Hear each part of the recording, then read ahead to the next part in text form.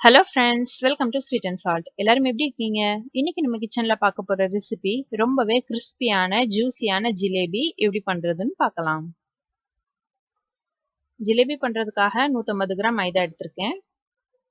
இதுல 4 table spoon தயிர் சேர்த்துடலாம். நம்மளுக்கு ஜிலேபி மாவு நல்லா புளிச்சிருந்தாதான் ஜிலேபி நல்லா கிறிஸ்பியா இருக்கும். தயிர் சேர்த்தா இன்னும் நல்லா புளிக்கும். இப்போ இதுல தேவையான அளவு தண்ணி சேர்த்துட்டு நல்லா மிக்ஸ் பண்ணிக்கலாம்.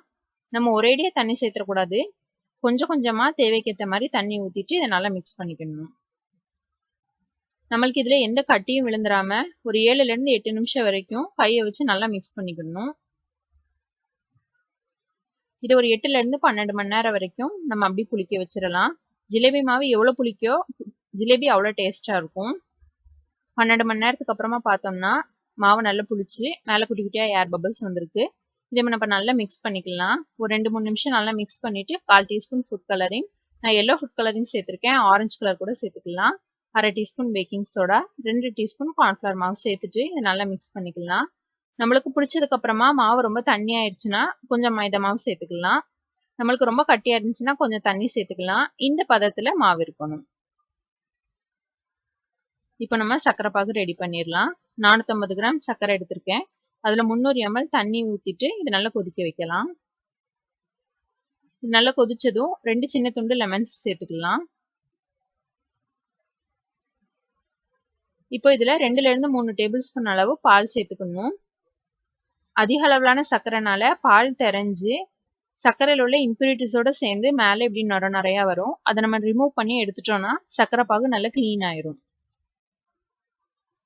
இப்போ இதுல 2 பிஞ்ச் அளவு ஃபுட் கலரிங் சேர்த்துட்டு நல்லா கொதிக்க விடலாம். இதை ஒரு 10 நிமிஷம் வரைக்கும் கொதிக்க விடணும். அப்புறமா நம்ம இதுல இருக்கிற லெமன் பீசஸை எடுத்துடலாம். இப்போ செக் பண்ணி பார்க்கலாம். நம்மளுக்கு சர்க்கரை பாகு ஒரு கம்பி பதத்துக்கு முன்னால இருக்கிற கன்சிஸ்டன்சில இருக்கணும். நல்ல பிசு பிசுன்னு இருக்கணும். ஆனா ஒரு கம்பி பதம் வரக்கூடாது. அதுக்கு முன்னாடியே நம்ம ஆஃப் பண்ணிடணும். இப்போ இதை வெது வெதுப்பா எடுத்து வச்சிடலாம். அப்புறமா ஜிலேபி பண்றதுக்காக நான் இந்த மாதிரி ஒரு கவர் எடுத்துட்டு அதை நல்லா வாஷ் பண்ணி எடுத்திருக்கேன். நம்ம பால் பேக்கெட் இல்லாட்டி கெச்சப் பாட்டில் கூட யூஸ் பண்ணிக்கலாம். இப்போ எண்ணெய் நல்லா சூடானதுன்னா மீடியம் ஹீட்ல தான் இருக்கணும். ரொம்ப ஹை ஹீட்ல இருக்கக்கூடாது. மீடியம் ஹீட்ல இருந்தாதான் ஜிலேபி பண்றதுக்கு நல்லா இருக்கும். நம்மளுக்கு மாவு நல்லா புளிச்சிருந்தாதான் ஜிலேபி இந்த மாதிரி பொங்கி வரும். நம்ம ஜிலேபி மீடியம் ஹீட்ல தான் ஃபுல்லா பண்ணணும். 2 பக்கமும் நல்லா திருப்பி போட்டு ஃப்ரை பண்ணிக்கலாம். ரொம்ப டீப் ஃப்ரை பண்ணிடக்கூடாது. 2 பக்கம் நல்லா வேகிற அளவுக்கு திருப்பி திருப்பி போட்டு ஃப்ரை பண்ணி எடுத்துக்கலாம். ஜிலேபியை நல்லா ஃப்ரை பண்ணதும் எண்ணெயில இருந்து எடுத்து டைரக்டா அப்படியே வெது வெதுப்பான சர்க்கரை பாகுல நம்ம போட்டுறணும். அப்பதான் அது சர்க்கரை பாகு நல்லா உறிஞ்சுக்கிடும். சர்க்கரை பாகுல நல்லா முங்குற மாதிரி டிப் பண்ணி வச்சுக்கிடணும்.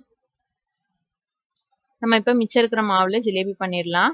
நம்மளுக்கு எண்ணெய் ரொம்ப சூடு கம்மியா இருந்துச்சுன்னா இந்த மாதிரி பொங்கி வராது. ரொம்ப சூடா இருந்துச்சுன்னா நம்மளுக்கு சரியா வேகாது. அதனால மீடியம் ஹீட்ல வச்சுட்டு நம்ம ஜிலேபி பண்ணணும். இதை 2-3 தடவை திருப்பி திருப்பி போட்டு ஒரு 5 நிமிஷத்துக்கு சர்க்கரை பாகுல அப்படி ஊற விடலாம். 5 நிமிஷத்துக்கு அப்புறமா நம்ம சர்க்கரை பாகுல இருந்து ஜிலேபி எடுத்துடலாம். அவ்வளவுதான், ஜிலேபி ரெடி ஆயிடுச்சு. நம்ம சர்க்கரை பாகுல ரொம்ப நேரம் போட்டோம்னா ரொம்ப சாஃப்ட் ஆயிரும்.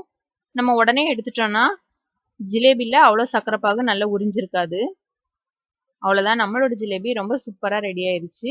கண்டிப்பா ட்ரை பண்ணி பார்த்துட்டு மறக்காம கமெண்ட்ஸ்ல எப்படி இருக்குன்னு சொல்லுங்க. நம்ம சேனலை சப்ஸ்கிரைப் பண்ணுங்க. கூடவே இருக்கிற பெல் ஐக்கானை மறந்துடாதீங்க. நம்ம அனைவருக்கும் இந்த நாள் இனியதாகட்டும்.